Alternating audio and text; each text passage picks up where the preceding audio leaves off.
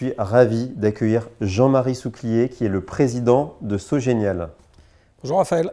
Alors, tu sais, Jean-Marie, j'ai une habitude, une nouvelle habitude, c'est de faire jurer sur le COMOFI, le Code monétaire et financier. Est-ce que tu peux jurer de dire la vérité, toute la vérité, et dit je le jure, parce que les murs ont des oreilles? Tant que tu ne me demandes pas de le lire en entier, je le jure. Ça ira, non.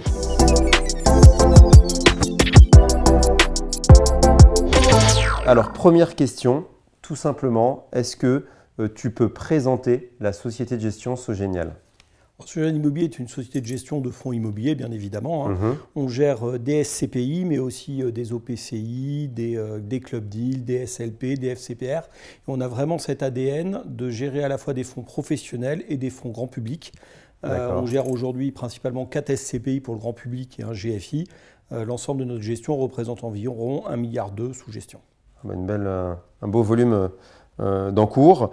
Alors, vous êtes président de Sogenial excuse-moi, le tutoiement n'est pas forcément évident. Président de Sogenial, comment es-tu arrivé, c'est ma question un peu Mireille Dumas, comment es-tu arrivé à la SCPI? Alors, ce n'était pas en me rasant un matin ou en me levant quelque chose.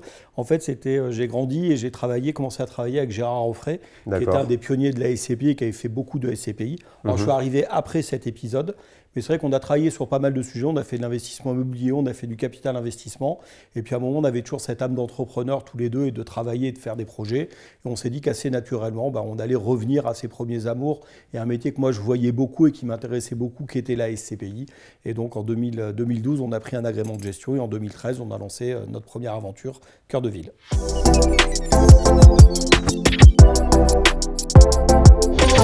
Ma question Quesaco, c'est la SCPI Cœur de Région. Est-ce que tu peux la présenter au grand public?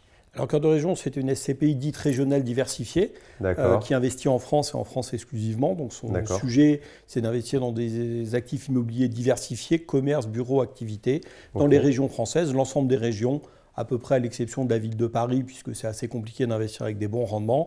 Et on est un peu dans les SCPI dites boosters de rendement ou comme ça, où on va aller chercher des actifs peut-être que les autres vont moins regarder parce qu'il faut plus se déplacer, il faut plus travailler, il faut plus être en région, il faut plus être implanté localement, mais qui du coup vont apporter plus de sécurité parce qu'on est sur des grosses PME locales ou sur l'État, et également plus de rentabilité. D'accord. Est-ce que tu pourrais donner un chiffre en termes de typologie d'actifs? Bureau, commerce, voilà, pour nous aiguiller un petit peu. Alors, on n'a pas de règle. On cherche vraiment à être opportuniste dans le bon sens du terme, c'est-à-dire de ne pas se dire on a 30-30-30 ou quelque chose comme ça. Donc, ça fluctue régulièrement. Les gens le voient dans les bulletins trimestriels, ça fluctue régulièrement. Et là, au 31 décembre, on était par exemple à peu près 50% bureau, 25% commerce, 25% activité. En fait, on a par exemple un gros actif qu'on va acheter en commerce qui va faire remonter le poids du commerce et baisser un peu les autres. Et puis après, ce sera peut-être de l'activité ou du bureau. On cherche vraiment à être diversifié et opportuniste, encore une fois dans le bon sens du terme.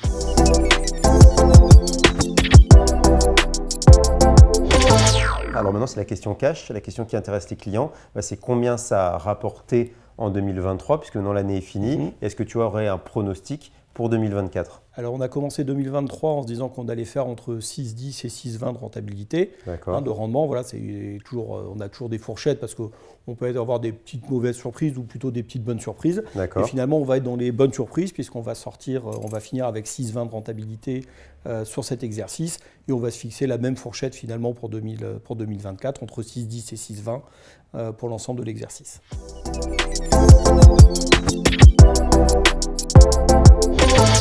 J'ai une question vérité. Vous avez augmenté la part de Cœur de Région en décembre 2022 et en juin 2023. Pourquoi? Comment vous avez fait alors que vos confrères ont plutôt baissé leur prix de part? Alors, on a certains confrères qui ont baissé leur prix de part, pas tous, ça reste quand même une minorité. Il y a beaucoup de confrères comme nous qui ont soit gardé des prix stables, soit ont même eu quelques petites augmentations. Ça a toujours été un peu dans l'ADN de Sogenial Immobilier et surtout de cette SCPI Cœur de Région, de répercuter dès que possible les croissances de valeur ou de faire gagner de l'argent à la fois en rendement, mais à la fois en création de valeur sur le prix de la part. Donc plusieurs fois, on a fait des revalorisations en cours d'année.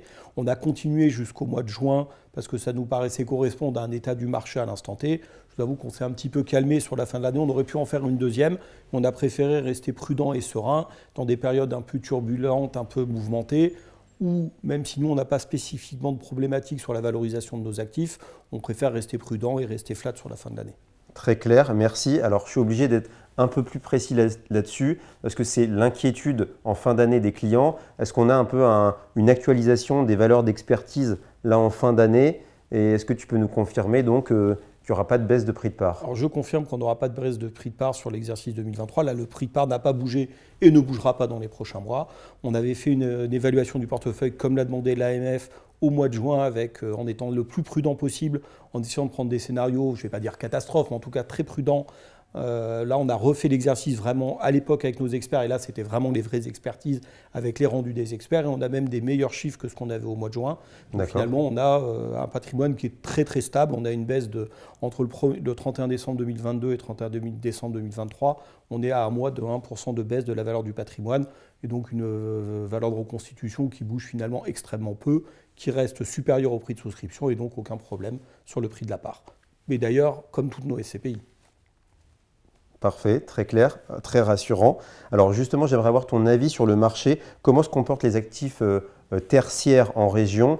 Voilà, ceux que tu estimes qui seraient peut-être le plus en souffrance et ceux qui tirent leur épingle du jeu. Alors je pense que plus que jamais, on dit souvent en immobilier, c'est l'emplacement, l'emplacement. Alors il n'y a pas que ça, mais ça reste quand même une donnée importante. Il faut être dans les bonnes zones, que ce soit en commerce, en bureau, en activité. Il faut être dans les bonnes zones, dans celles qui se développent bien, éviter les zones qui sont un peu en déperdition. Et puis sur les actifs, il faut vraiment choisir les actifs où on a des bons locataires, des durées fermes de baux, un peu longues. C'est-à-dire si on arrive dans un immeuble, on sait que dans 6 mois, le locataire peut donner congé ou 8 mois. Soit on l'a vraiment anticipé, on a une grosse décote, soit en fait, il ne faut pas se positionner, il ne faut pas y aller, il faut prendre d'autres actifs. Pareillement en commerce, par exemple, il faut choisir les enseignes les plus dynamiques, celles qui marchent, celles qui parlent aux gens, il faut choisir les zones les plus dynamiques.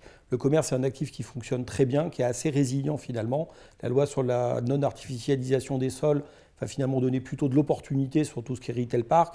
Les centres-villes se renouvellent, mais à chaque fois, il faut être dans les meilleurs emplacements, il faut être dans le numéro 1, il faut avoir des locataires solides, il faut avoir des baux un peu avec de la durée ferme, ou en tout cas pas des breaks qui sont très rapides. Et en fait, dès qu'on sort de ça, on commence à prendre vraiment du risque. Et tant qu'on reste dans cette épure, on est relativement tranquille.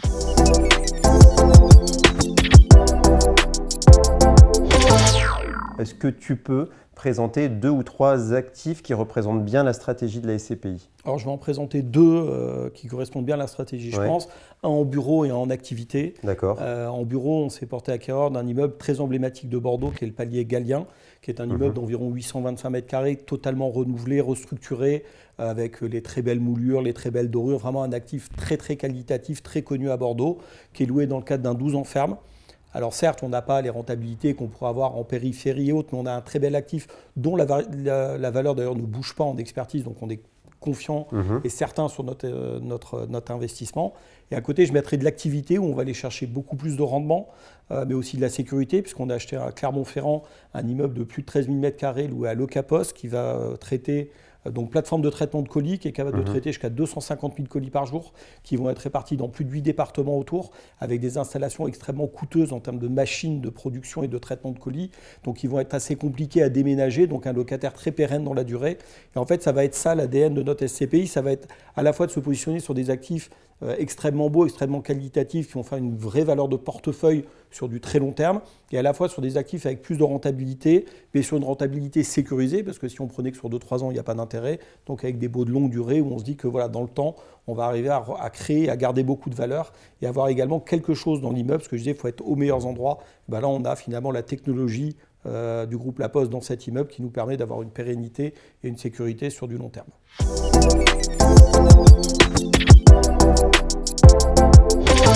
Alors maintenant, on a parlé plutôt théorie. Maintenant, on arrive sur ma question un peu travaux pratiques. C'est ma question du Petit Prince. Jean-Marie, si je dois te dire comment tu dessinerais cœur de région, voilà, tu as un tableau et ces stylos pour t'aider. Je suis un grand amateur de bande dessinée, mais pas du tout un bon dessinateur. Je vais essayer de dessiner ça.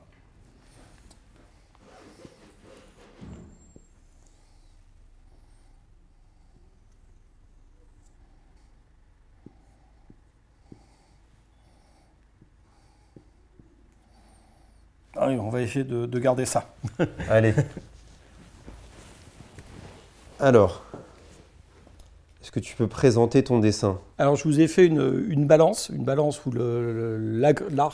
l'axe de mesure est évidemment un cœur pour cœur de région, hein. Et je vous ai mis un pourcentage et 1 euro. Alors pourquoi la balance? Parce que notre métier, c'est d'équilibrer les choses, d'avoir de la pérennité, d'avoir de la stabilité dans le temps. Donc une balance, il faut qu'elle soit équilibrée, c'est le but, notre balance est équilibrée. J'ai mis un pourcentage et 1 euro, pourquoi? Un pourcentage parce que nous, on a à cœur de distribuer du rendement à nos porteurs de parts, mais il ne faut pas oublier l'euro. L'euro à côté, c'est la valeur du patrimoine, c'est-à-dire qu'en fait, je pourrais acheter des actifs très rentables, mais avec une durée de vie assez courte, donc créer beaucoup de rentabilité, mais peu de valeur à long terme. Et donc nous, ce qu'on veut faire et ce qu'on fait dans cette SCPI, c'est d'avoir vraiment l'harmonie et l'équilibre entre les deux.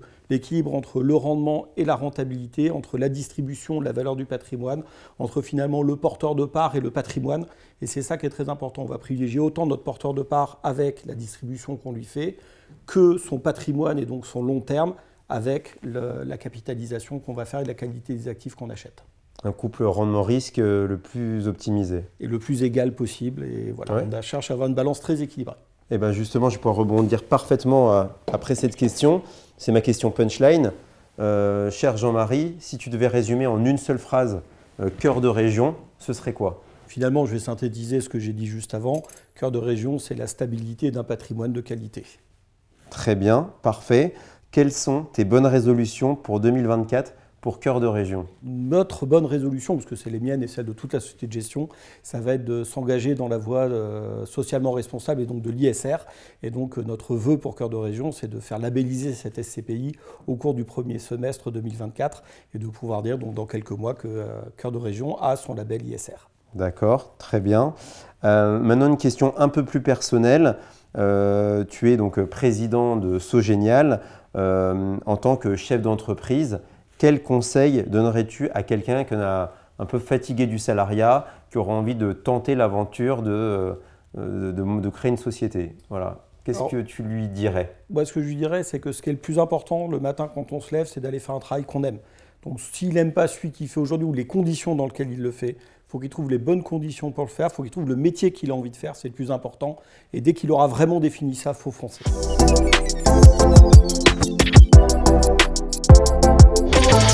L'interview touche à sa fin. La question fair play. Si tu devais investir à titre personnel sur une SCPI confrère, ce serait laquelle ou lesquelles et pourquoi? Alors je vais en citer deux pour deux raisons différentes et tu vas comprendre. La première, ce serait Activimo.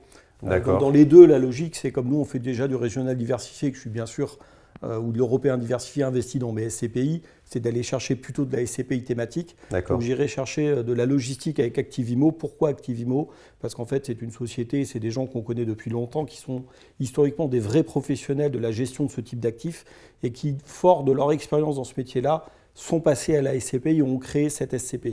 Et finalement, c'est un peu l'ADN qu'on développe chez Sogenial, c'est de se dire on essaye d'être d'abord des pros de l'immobilier, et c'est quelque chose qui est important finalement. On est avant tout des gestionnaires immobiliers, eux comme nous, et comme beaucoup, et pas tous hélas, mais voilà, on est des gestionnaires immobiliers avant d'être des gestionnaires financiers. Et je lui disais, c'est la qualité du patrimoine qui fera la force dans le temps, et c'est des gens qui regardent ça et qui ont ce même ADN de se dire ok, on fait d'abord de l'immobilier, et après on construit un produit, et on bâtit un produit pour les porteurs de parts. Et puis la deuxième, ce serait la foncière des praticiens, qui est gérée par Foncière Magellan, parce que c'est une SCPI un peu confidentielle, pas très connue, qui a l'avantage d'être investie plutôt dans le domaine de la santé, mais de la santé qui est de la santé de proximité, qui n'est pas des grosses cliniques, des gros mastodontes, où pour moi on a plus de risques de diversification et de banalisation. C'est-à-dire qu'un immeuble, pour qu'il soit pérenne dans le temps, il faut qu'on puisse le requalifier facilement et en faire quelque chose facilement, ce qui n'est pas le cas de tous les actifs en santé, et eux ont vraiment des actifs de proximité. C'est une petite SCPI. Et puis c'est une SCPI qui m'a beaucoup inspiré et pour laquelle j'ai du respect, beaucoup, mais celle-là vraiment particulièrement, parce que c'est un fonds de partage. Donc en fait, la société de gestion donne une partie de ses dividendes à des associations. Ils proposent aux porteurs de parts de donner une partie de leurs dividendes à ces mêmes associations. Et on s'est inspiré de ce modèle-là parce qu'on pense que c'est un modèle très vertueux pour créer notre SCPI Cœur d'avenir, qui est aussi un fonds de partage. D'accord, très bien, très clair. Puis déjà, Jean-Marie, on arrive déjà sur ma question finale, ma question cruciale. Dernière question de l'interview. Quels sont tes bonbons préférés? Alors ça, c'est une vaste question chez moi parce que je suis extrêmement gourmand. C'est peut-être la plus longue finalement. Je suis extrêmement gourmand, donc j'aime beaucoup les bonbons. J'aime beaucoup les bonbons régionaux d'abord, parce qu'en France, on a des dizaines et des centaines de bonbons dans plein de régions. Donc je vais beaucoup aimer par exemple la bergamote de Nancy, il y a des berlingots à plein d'endroits, voilà, il y a plein de choses que j'aime. Et puis de façon un peu plus simple à trouver quand même, on a des belles usines Haribo en France et ils font de très bons bonbons. Et donc je suis assez fan des Schtroumpfs, mais surtout des crocodiles. Bon, bah alors ça tombe bien, dans le présentoir Agado, tu as que tu peux récupérer. Voilà, puisque tu m'as fait une super interview, donc tu vas repartir Merci avec beaucoup. ton paquet de bonbons. Et pour finir, ce que je fais avec ces bonbons-là, c'est que je vais rentrer, je vais les ouvrir, je vais les mettre à l'air libre pendant quelques semaines, histoire qu'ils sèchent un petit peu et qu'ils soient encore meilleurs quand je vais les manger après. C'est vraiment, je suis un grand amateur de bonbons. Bon, bah merci. Merci Raphaël. Et ben à bientôt. À bientôt. Merci beaucoup.